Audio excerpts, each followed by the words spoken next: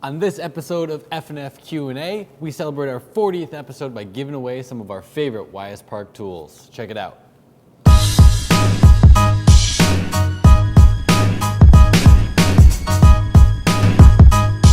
Ask away, it's F+F Q&A. Hey there, I'm Benjamin J, and this is episode 40 of F+F Q&A, where I answer your salon business questions. We're super excited about what's coming up soon. We added a new class onto our education portfolio, which is the amazing Emily Costello is coming in on March 28th. She's going to be doing a demo with our Christian Awesome.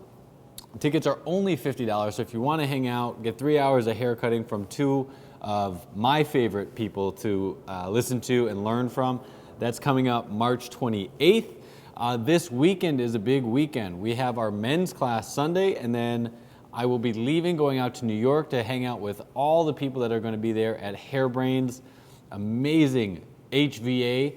Our F+F Q&A 18, if you want to go back and check out a Throwback Thursday edition of it, got nominated for Best Coaching Video of the Year, so that's super awesome, and I can't wait to share that experience with everybody, and it really is an honor to be nominated along with so many people that I just so greatly admire. So that's what we got going on in the salon and education. So with that, we did a little contest this week. If people submitted questions, they were able to get into a drawing to win some of our favorite YS Park tools and kind of a form and function sticker pack. And so we're going to announce the winner at the last question. So you have to watch all the way through. Don't skip ahead. You have to watch the entire episode. So let's answer some questions. This student wants to know, commercial versus private. Can you get what you need to be successful from both? Not all of us can be assistants right out of school.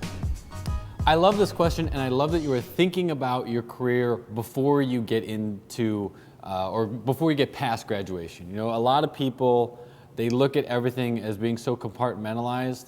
You know, we think, oh, I'm a student, and then once I graduate, I'll start thinking about my career, and then once I become a stylist, I'll try and figure out what I want to do. So I think it's great that you're looking ahead. The answer is yes. The answer is yes, you can have a career at both of them, but the real question is, what do you want to do? And that's really where some pros and cons come into each situation.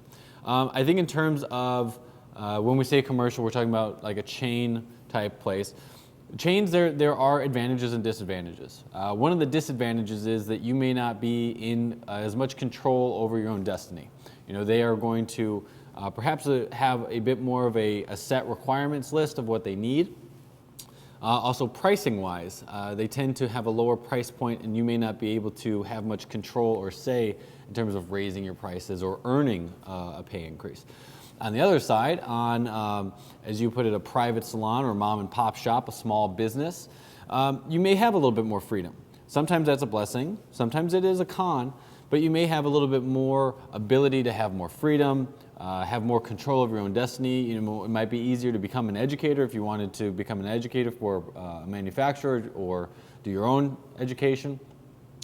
So there are pros and cons to both.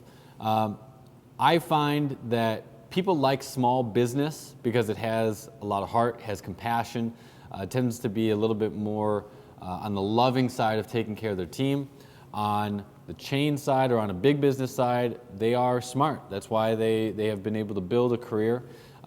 Both will probably offer education. The real question that if I was in this position and if I was looking for a place to go is, what do I want to represent, or what do I think represents me? And if all of this went away and hair loft fell apart, I could not see myself working in a chain salon. I could see myself working in another salon if I had to, but I could not see myself working in a chain salon just because I don't feel like it fits me.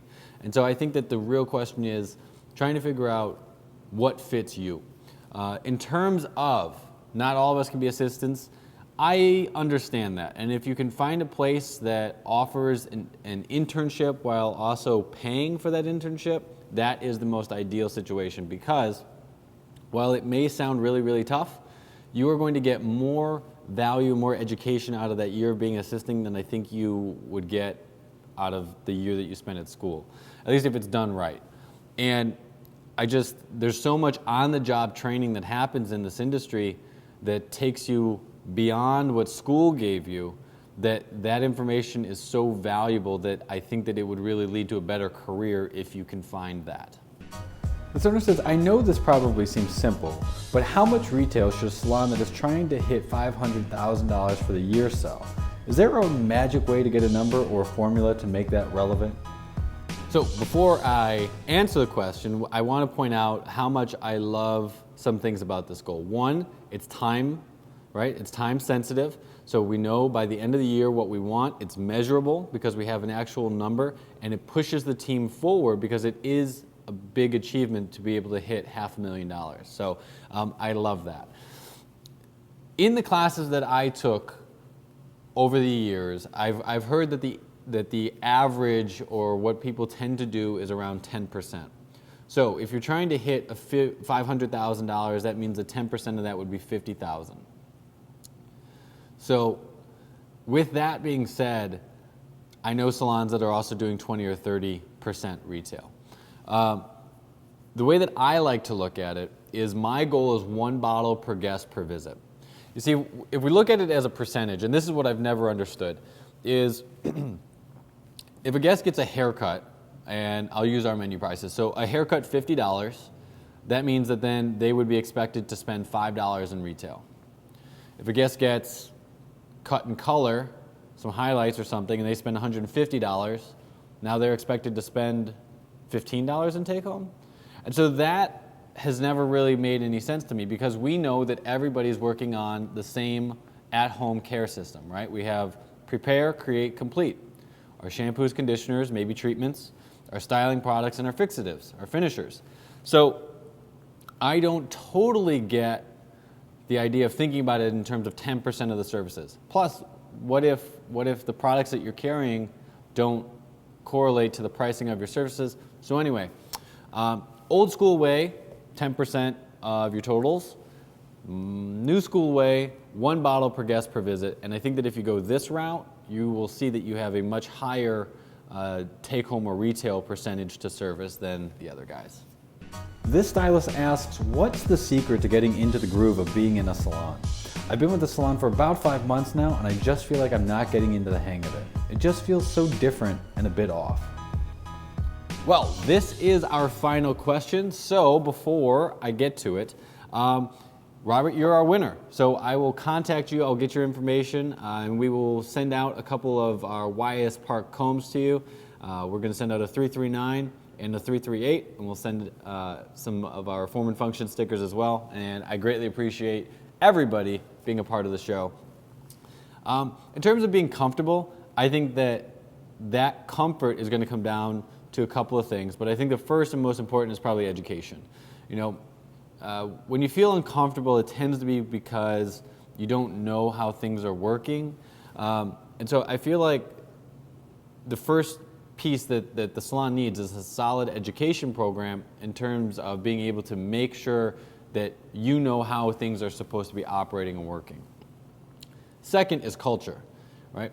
Culture, it's different for everybody. You know, some places are welcoming, some places are modern, some places are cold, but they're cold on purpose, right? That's what it's supposed to be. And so culture is a big piece.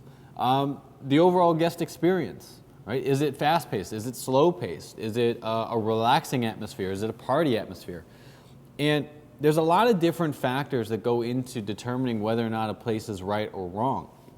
You know, I kind of equate it to dating, where, you know, not everybody that you meet, even if they're a nice person, even if they're a great person, means that you want to date them or that they're the one, even if you do start dating. And so my answer here would be that if you're feeling uncomfortable in the business, express those feelings to the manager or the owner. Let them know what's up and where you feel the challenges are, and give them time to make corrections. You know, if you tell them on Friday and then you walk in on Tuesday and you're like, oh, nothing's changed, well, they haven't really had the chance to do anything about it. So give them an opportunity to update, but have this ongoing dialogue. And, you know, if you give it a few months, give it to the end of your full year maybe, and if things haven't really changed, then by all means, the most important thing is that you find a place that you feel like you can grow the career that you want to have the way that you want to have it.